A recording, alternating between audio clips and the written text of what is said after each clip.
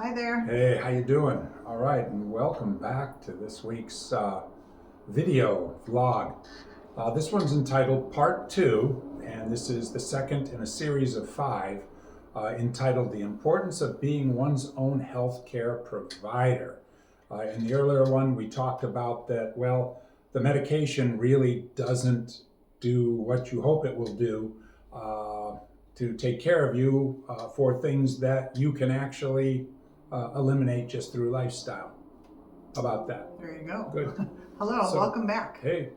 If you haven't already, go ahead and take the time to read or listen to the previous blog because it'll kind of catch you up, as this is the second part. Yeah. So it will be important. We're going to explain why it's going to be important for you to be your own healthcare provider because of what the future has to hold, apart from the fact that you are the only one who ever could be your own healthcare provider, right? Yes, it's all based on what you do. It's a lifestyle. Your health is determined by what you eat, by the people you hang around, your attitude, whether you're happy, the amount of sunshine you get, exercise, how much sleep, the water that you drink. There's only one cat in the entire world that can control that, and that's you. So you, in essence, are your own healthcare provider, whether you like it or not. So you can either provide good healthcare or crappy healthcare. And if you provide crappy healthcare, we're going to tell you why you probably don't want to. So, and then you can complain to yourself. Right. In the previous blog, we saw that the medications pale in comparison to what the individual can do to mitigate and eliminate disease with simple things like proper eating, exercise, sleep, and simply making yourself healthy and well. Yeah. You know, in the previous blog, we talked about the poly pills. So what they've done is they've taken all the medication that will handle diabetes, blood sugar, blood fats, elevated triglycerides, Blood obesity, pressure. blood pressure, everything, Yeah. and try and put it all into one pill. So all you have to do is it will cure you. You can continue doing all the stuff that causes that, but this one pill is going to cure you. They found that not only did that pill not work, but it paled in comparison to, oh my goodness, lifestyle changes, eating nutrient-dense whole foods, exercise, sleep, sunlight, hanging around with good people, enjoying being alive. Yeah. And the next problem is that baby boomers, who tend to be rather unhealthy, are living longer and are imposing a tremendous burden on not only healthcare costs, but also upon a medical profession that is declining in numbers. Yeah. Currently, Medicare costs are nearly $900 billion annually, and this is going to only get greater. Yeah, I think I'd read that somewhere close to about 90% of all the money Medicare spends goes to people in the last 3 weeks of their life, which is really we're almost at $1 trillion. And what is this for? Most of it's for medication to handle blood pressure, blood sugar, obesity, elevated blood fats, all sorts of things like that. I mean, these are multi-billion-dollar drugs for the pharmaceutical companies. And oh, by the way, they're not working. So.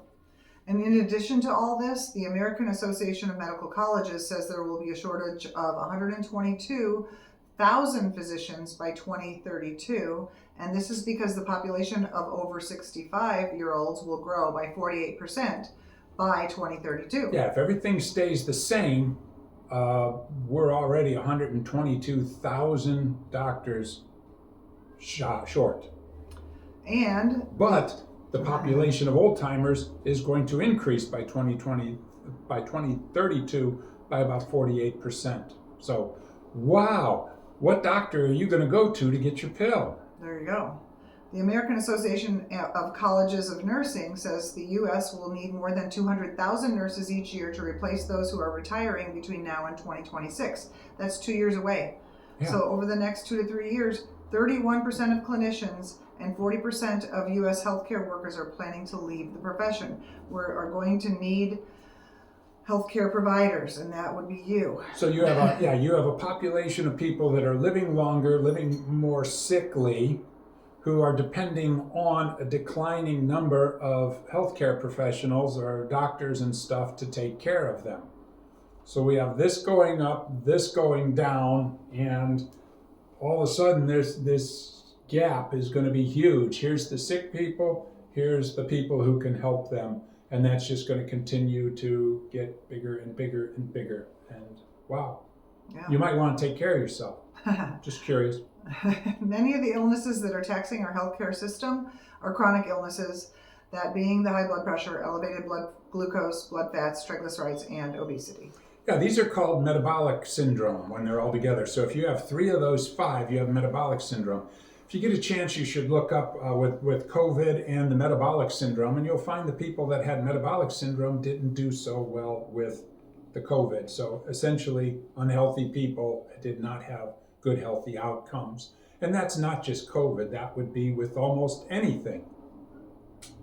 In the US, there are currently 37.7 million type 2 diabetics, 119.8 million people with high blood pressure, and 30.7 who are overweight, and 42.7 who are obese.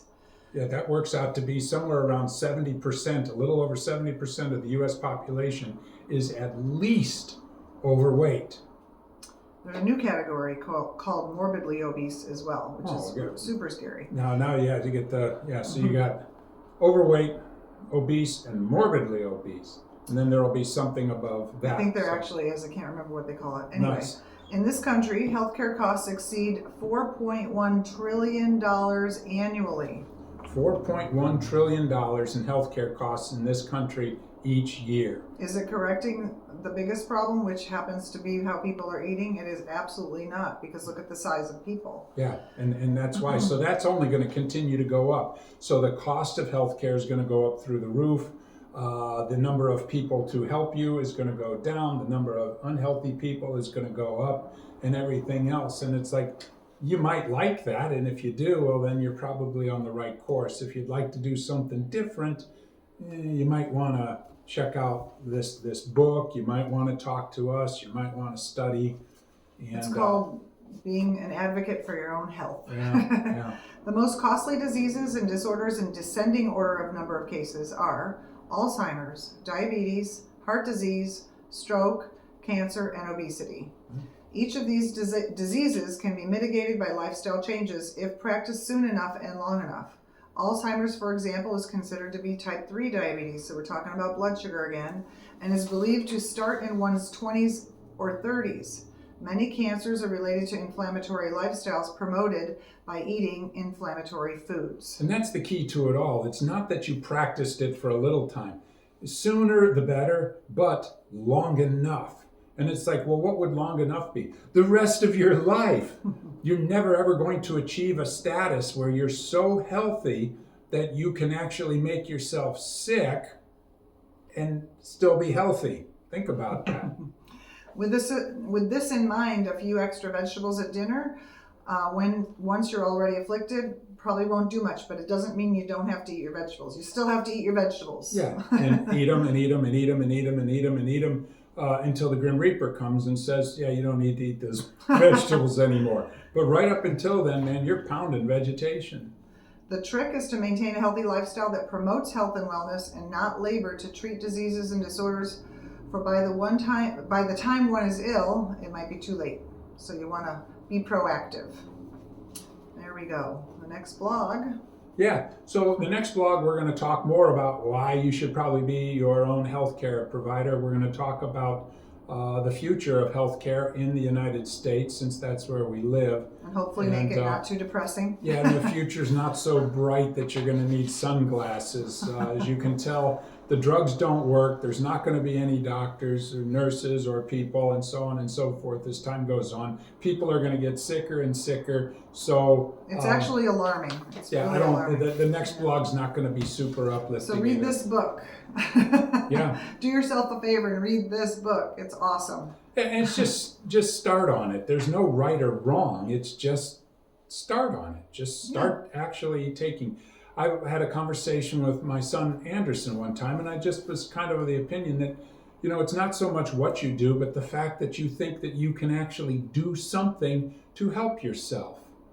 That's probably what makes the biggest difference. Is it Jim berries? Is it Melaleuca cow chips? Is it Zorchentine? Whatever. I don't know. You know, is it hydrogenated water? I don't know. I really think it's the fact that a person feels that they can do something to help themselves and that they pursue that path regardless of what they do, but that they're on the path to trying to do better and to live better. That's probably what works. And there you have it. Take care. Good. We'll see you next time. Yes, so if you get a chance, hit that like button and comments. We love comments. Let us know what you think and love talking. Hooray. Thank you. Peace.